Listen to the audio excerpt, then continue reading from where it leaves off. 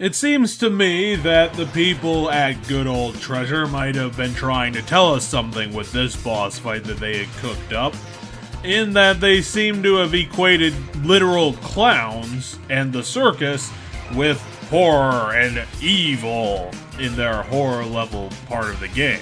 There's nothing particularly scary about this level, it literally is just the circus, and yeah, clowns can be creepy sometimes, but you have to make a creepy clown. You can't just put the circus in the horror setting and expect it to just be one and the same. It just isn't gonna fly like that.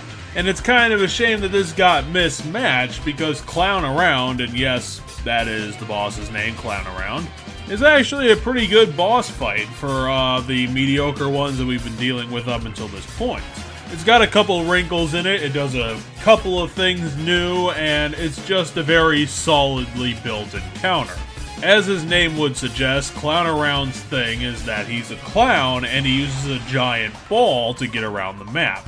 Unfortunately, Wario is not allowed to use the tightropes because he's too stupid to, so in order to move around the arena, you have to grab onto the grab balls attached to the giant ball that Clown Around is using to move around whenever he moves. And the point of the boss fight is to be patient and wait, because when Clown Around jumps off his ball and tries to pick it up in some sort of attempt at an attack, you can then punch him in order to stun him and get some damage in.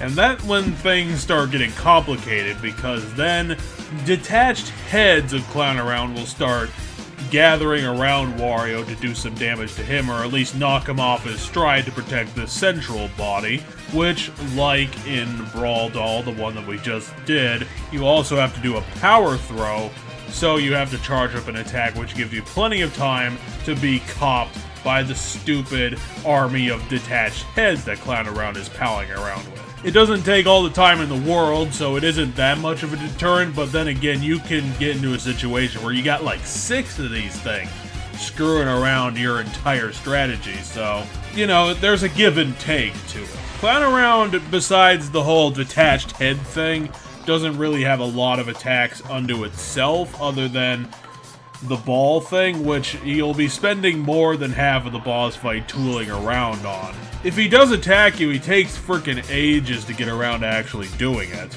because he just wants to show off. He learned how to balance on that giant-ass ball, attached with other balls, and he just wants to show off, so he's just constantly moving from one to the other, and then you have to wait for him to get to you, and all the while you're dealing with a bunch of heads because you can't get off the island that you're stuck on without his help.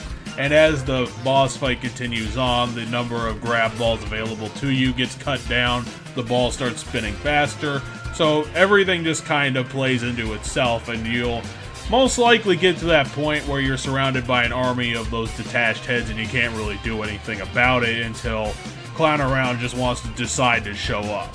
It is a long and surprisingly solid boss fight, somewhat satisfying to give Clown Around the throwing that he needs, especially with all of the time wasting that he does to preclude the damage that you're doing to him. So getting it done does feel somewhat like an accomplishment. Clown Around's design is good enough for the level that he's in. It's not all that spectacular, and honestly, the size difference between him and his own ball means that you're not really going to see him.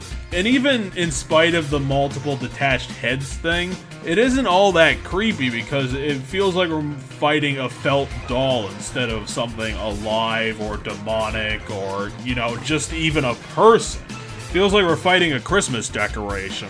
But otherwise, I do give Treasure props for going all in on this level idea, the design of the bosses and the enemies that you were fighting, the puzzles that you have to solve. It's all pretty good stuff, even though the level seems to have gone way too overboard on this whole circus horror idea.